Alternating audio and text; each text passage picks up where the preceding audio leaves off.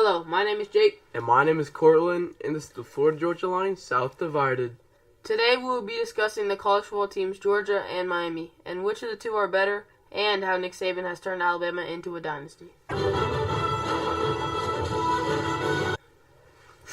Jake, did you see that Georgia finished in the top spot for recruiting this year? Yes, I did. Unfortunately, Miami finished in the number 8 spot. The good thing about Miami for next year is that we didn't lose a lot of players to the NFL draft, but you guys did. But we kept our quarterback, most of our receivers, and most of our defense. Our biggest loss was definitely our running backs. However, we picked the number 1 running back in the country to make up for that. Well, while you guys got the number 1 running back in the country, we got the number 2 running back in the country, Lorenzo Lingard. Articles are already predicting him to be an All-ACC Freshman of the Year and All-ACC Player of the Year. Lorenzo is pretty good, I'll give you that. However, Georgia also picked up the number 2 quarterback of the nation. We're stacked in multiple positions. Yeah, your recruits this year are good, but we also picked up the number 1 tight end. While running backs and quarterbacks are more glamorous, tight ends are very versatile positions that can help carry a team to victory. Speaking of not so glamorous positions, Georgia picked up the number 3 in the nation offensive tackle, number 3 in the nation offensive guard, and the number 1 in the nation offensive guard. Without a strong O-line, a team will collapse. Yeah, I'll have to agree with that. I'd say overall, Georgia has more potential this year, but Miami isn't that far behind in regards to talent. So, did you see that Georgia has the 8th easiest schedule in the country? Yeah. So what? Schedule doesn't determine skill.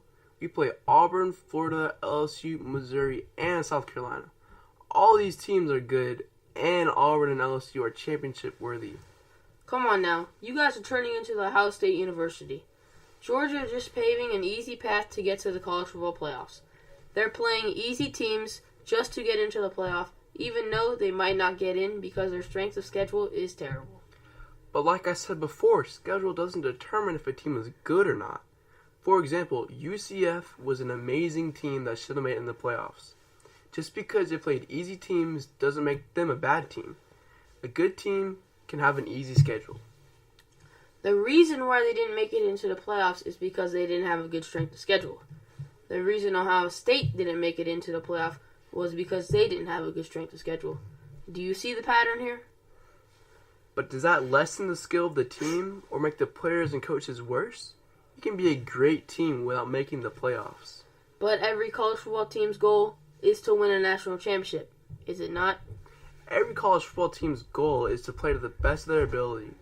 The goal isn't determined by a committee of old guys that choose if you're worthy of playing in the playoffs or not. Georgia might have a weaker schedule, but that doesn't lessen the skill of the players or the coaches. Every team's goal is to win a national championship, not just to play to their best of abilities. Coming from someone who's actually played football, a team looks ahead one game at a time and focuses on the next week. A team's goal is to play their best week in and week out.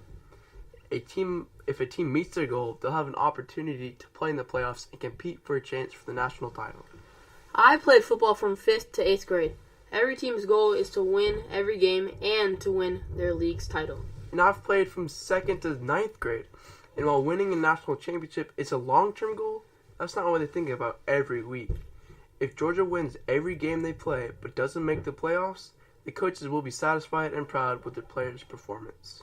So you're saying UCF's head coaches were satisfied with the outcome of their season and not being able to compete for the national championship?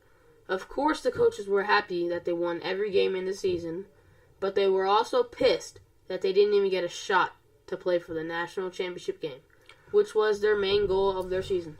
I'm saying they were proud because the players did everything they could. They played to the best of their ability, but didn't get a shot because the committee said they didn't deserve one. A team can have multiple goals. Winning every game is a team's main goal, but if they get a chance, their goal would be to win the national title. Alright, whatever. Listen, all I'm saying is a team can be good with a weak schedule. They can be good without making the playoffs. I understand Miami has a way harder schedule than Georgia, but that's just because they need to prove to themselves and to the world that they're better than the 3-loss team they were last year.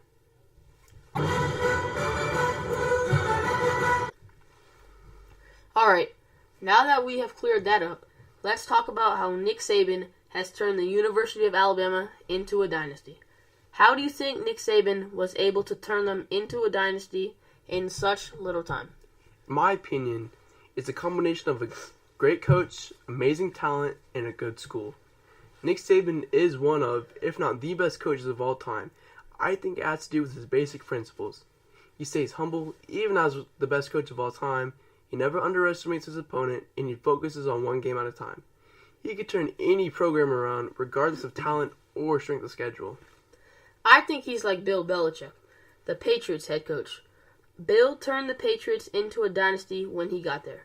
He always stays humble, he never gets ahead of himself, and could arguably turn any team around. In my opinion, all great head coaches share the same few things in common.